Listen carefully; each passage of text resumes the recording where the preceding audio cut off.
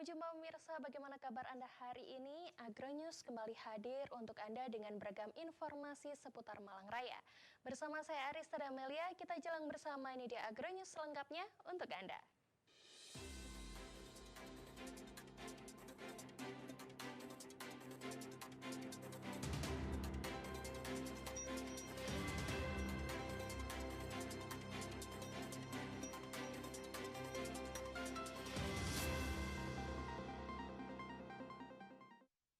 Ya, pemirsa, mengawali Agropolitan News hari ini, berikut telah kami rangkum berita seputar Malang Raya dalam News 60 Detik.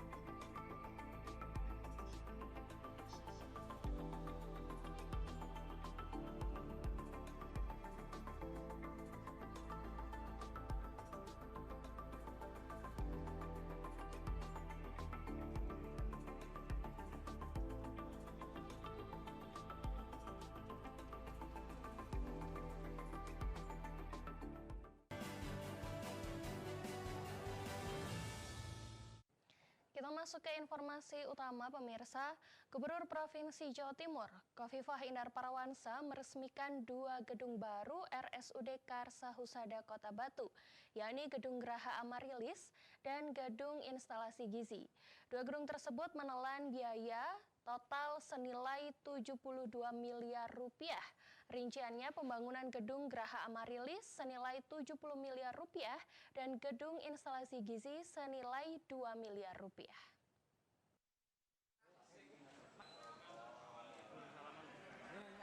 Rumah Sakit Umum Daerah RSUD Karsa Husada Kota Batu terus berbenah guna meningkatkan mutu dan kualitas pelayanan kesehatan.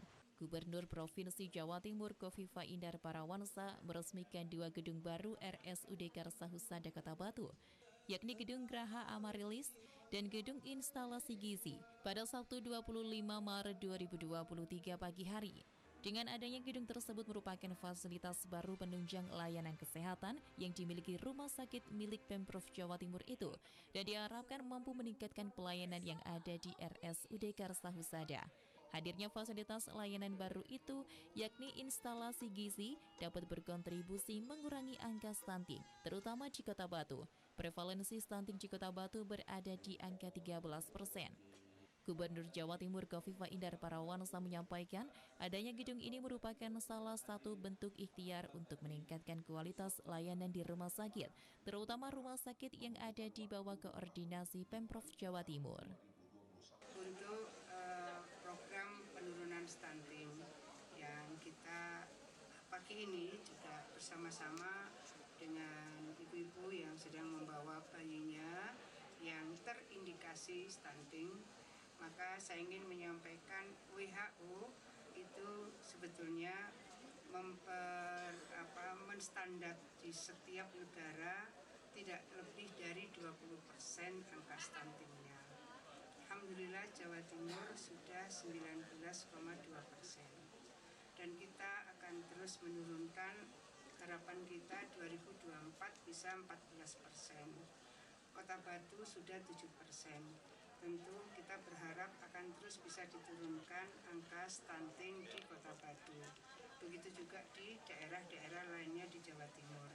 Intinya bahwa peningkatan indeks pembangunan manusia di Jawa Timur didorong dengan satu layanan kesehatan yang makin berkualitas dan makin merata.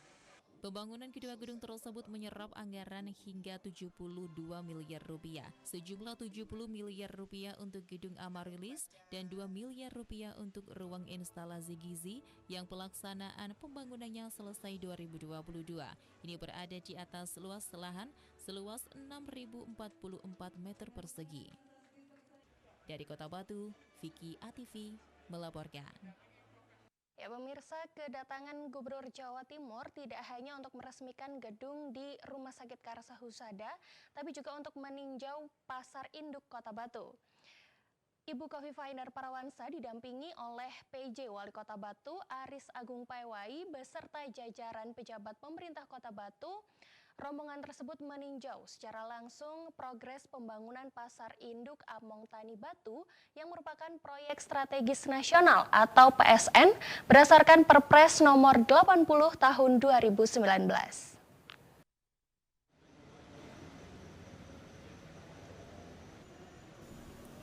Gubernur Jawa Timur Khofifah Indar Parawansa didampingi PJ Wali Kota Batu Aris Agung Paiwai beserta jajaran pejabat pemerintah Kota Batu meninjau proses pembangunan Pasar Induk Kota Batu yang ditargetkan rampung pada bulan Mei mendatang. Khofifah Indar Parawansa memuji sekaligus mengapresiasi progres pembangunan Pasar Induk Kota Batu. Menurutnya desain pasar ini sangat mendukung ruang interaksi yang aman dan nyaman antar penjual, pembeli dan juga wisatawan. Terlebih terdapat CCTV yang sudah disiapkan dalam jumlah yang cukup banyak. Selain itu, desain pasar yang dibangun di atas lahan seluas 34 hektar ini juga mengusung konsep green building dengan sistem pengolahan sampah dan limbah atau instalasi pengolahan air limbah atau IPAL yang ramah lingkungan. Tak hanya itu, Khofifah juga menilai bahwa pasar yang pembangunannya diusulkan oleh mantan Wali Kota Batu Dewanti Rumpogo ini memiliki infrastruktur yang cukup lengkap, yakni dengan suportnya jalur ramah disabilitas serta papan penunjuk di setiap titik sehingga akan menambah rasa aman bagi para pengunjung maupun konsumen.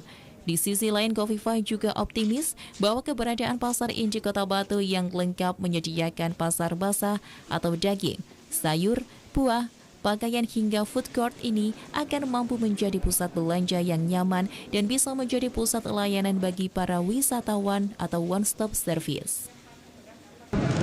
Pasar ini diusulkan oleh Ibu Dewanti untuk bisa menjadi sentral dari proses berkumpulnya para wisatawan.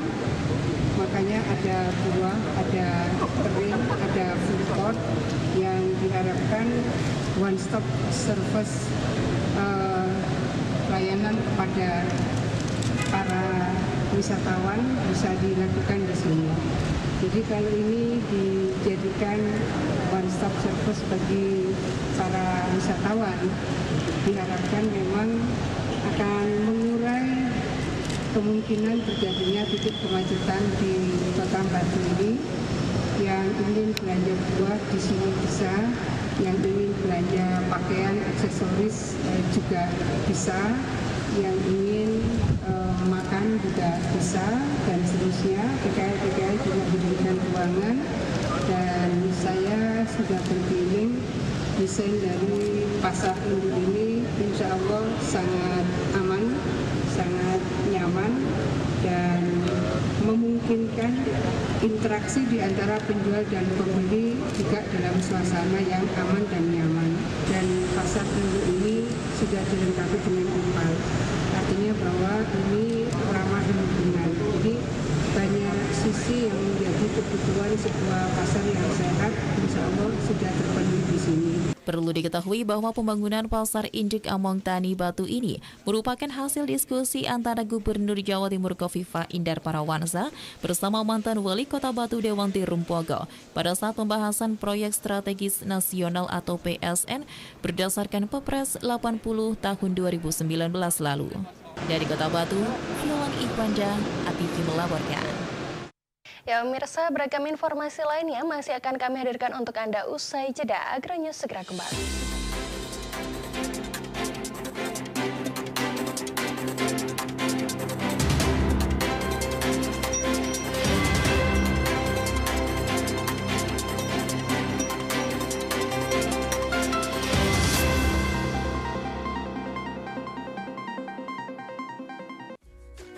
Jaga stunting itu penting. Stunting, gangguan tumbuh kembang pada anak akibat kekurangan gizi kronis dan infeksi berulang sehingga tinggi badannya berada di bawah standar. Ciri-ciri stunting pada anak.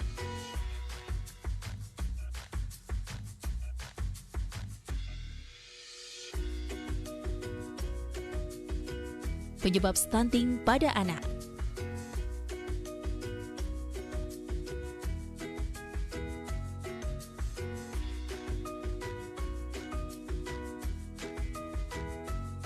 Cara mencegah stunting.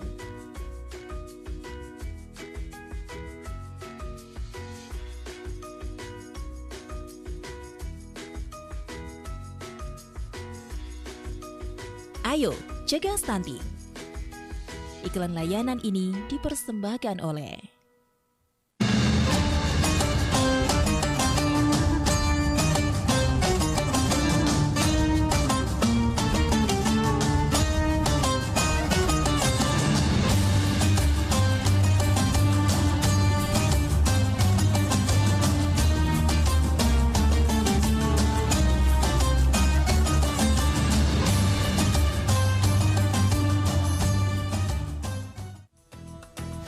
Bulan suci adalah bulan yang penuh berkah. Agropulitan Televisi mempersembahkan program spesial bulan Ramadan. Kultum, jam 5:30 petang. Safari Ramadan, jam 7:30 malam. Tadarus Al-Quran, jam 9 malam. Tayang setiap hari, hanya di ATV.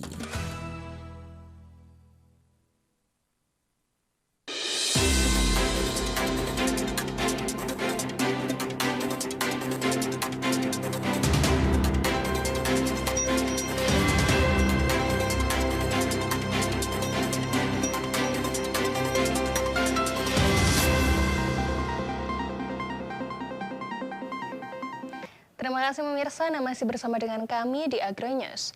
Terkait dengan penurunan anggaran KONI, Ketua KONI Kota Batu, Sentot Ari Wahyudi menyampaikan bahwa pihaknya telah menyampaikan kebutuhan anggaran kepada pemerintah daerah yang dalam hal ini ketua tim anggarannya yaitu sekretaris daerah.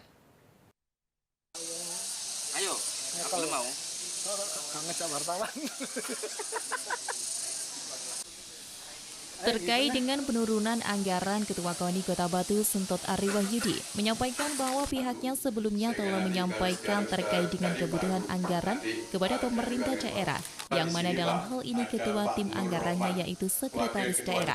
Sentot Ari Wahyudi juga menjelaskan bahwa pihaknya sebelumnya sudah pernah rapat bersama dengan sekretaris daerah dan juga Dinas Pendidikan Kota Batu untuk bersama-sama menentukan anggaran tahun 2023 yaitu 6,5 miliar rupiah. Tetapi pada saat disahkan anggaran tersebut turun menjadi 4 miliar rupiah. KONI sendiri menyampaikan bahwa tidak mengetahui mengapa anggaran yang disetujui turun menjadi 4 miliar rupiah.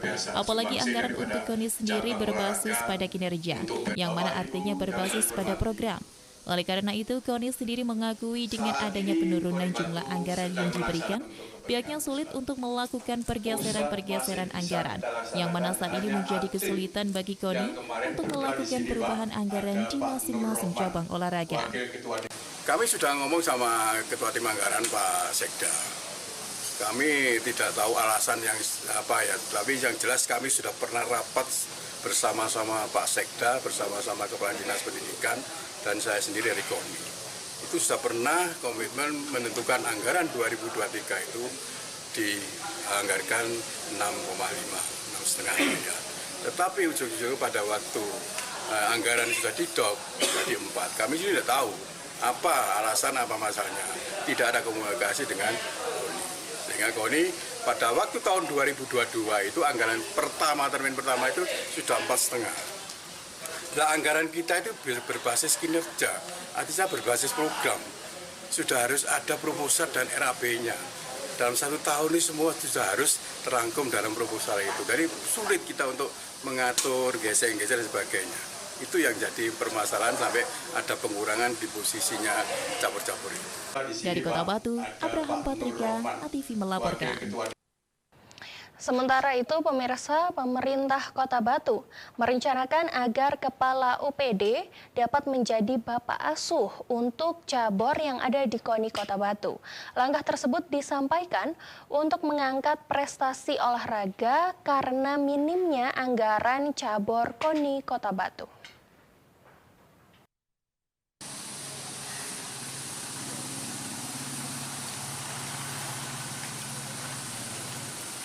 Pemerintah Kota Batu merencanakan agar Kepala Organisasi Perangkat Daerah atau OPD menjadi bapak asuh untuk cabang olahraga cabur di KONI Kota Batu. Langkah ini disampaikan guna mengangkat prestasi olahraga dan seiring minimnya anggaran cabur. Sedangkan pola yang dimaksud yaitu bersifat pribadi atau bukan kedinasan.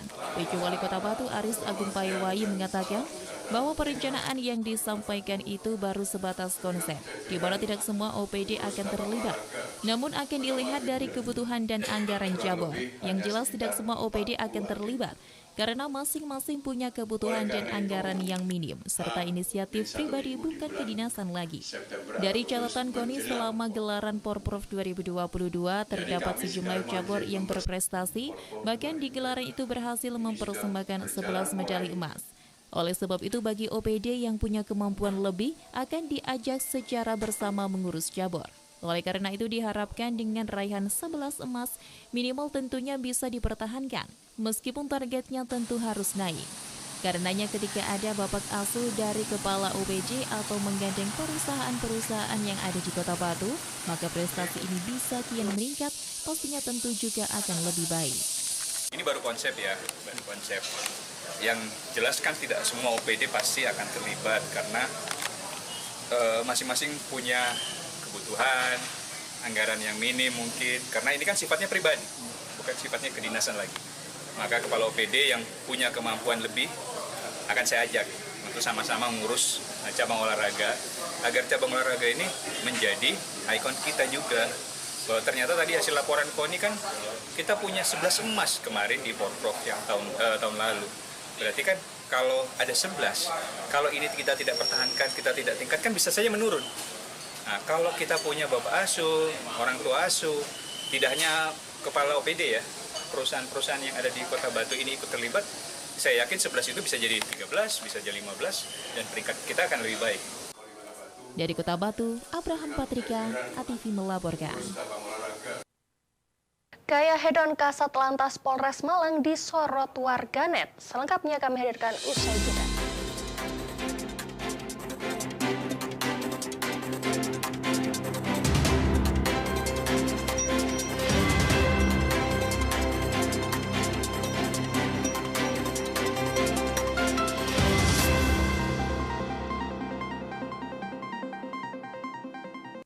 Cari korban baru. Kamu mau? Oke. Bagaimana? Enak? Kamu mau juga? Oke. Suntik dulu. Siapa lagi? Oke, boleh.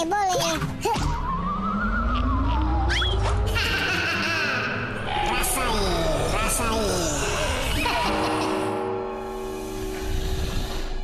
Oke. Rasain.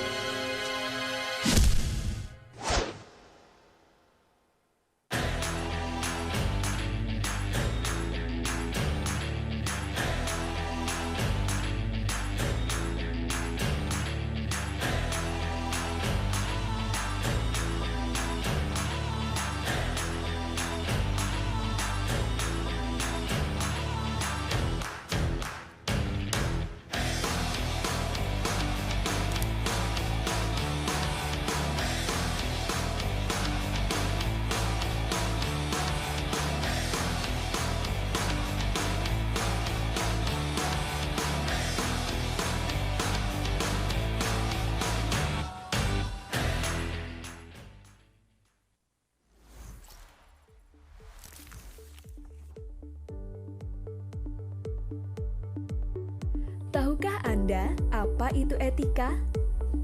Etika adalah aturan, norma, kaidah, ataupun tata cara yang biasa digunakan sebagai pedoman atau asas suatu individu dalam melakukan perbuatan dan tingkah laku.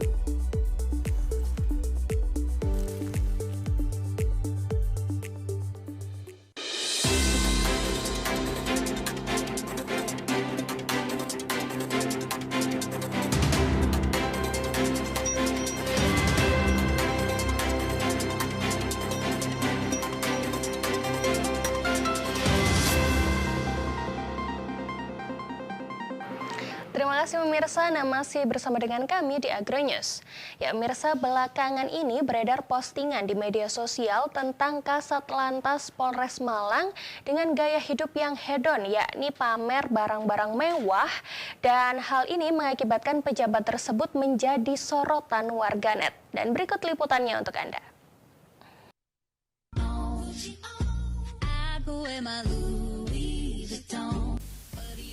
Viral di media sosial TikTok dengan kenakan barang-barang mewah, Kasat Lantas Polres Malang AKP Agnis Juwita Manurung banjir komentar dari warganet. Selain menyoroti barang mewah yang dikenakan, warganet juga mempertanyakan gaji sebagai polwan sehingga mampu bergaya mewah.